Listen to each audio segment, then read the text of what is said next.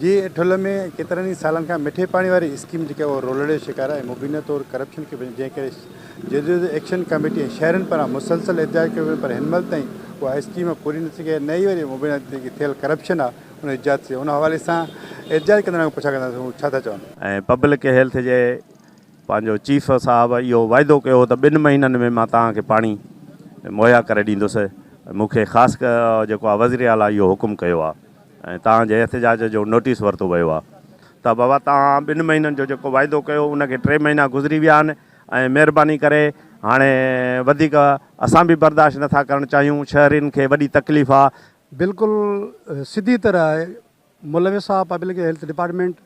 असां त उनखे उनजे मिनिस्टर जेको पब्लिक हेल्थ डिपार्टमेंट जो आहे उन सां गॾु हितां जो जेको ज़िले जेकाबा जो चीफ इंजीनियर आहे या ठुल जा जेके बि ऑफिसर्स आहिनि उन ई समेत हितां जा ठेकेदार जेके इन ई पाणी वारी स्कीम में हुआ ऐं जेके बि आला इदारा आहिनि असीं उन्हनि खे अपील था करियूं त ख़ुदारा ठुल जे मिसकिन मारूड़नि जो नोटिस वठी इन ई मामले जी जेका आहे सीधी तरह जांच करे। केतिरे ई अरसे खां वठी ठुल मिठे पाणी जी स्कीम इल्तवा जो शिकार आहे ऐं शहरी सियासी समाजी तंज़ीमां बि गुज़र केतिरनि सालनि खां वठी सरापा एहतिजाज आहिनि। अफ़सोस सां चवणो थो पए त असांजी एहतिजाज जो वॾो वज़ीर नोटिस थो वठे, पब्लिक हेल्थ जो नुमाइंदो नोटिस थो वठे ऐं तव्हांजो MP नोटिस थो वठे।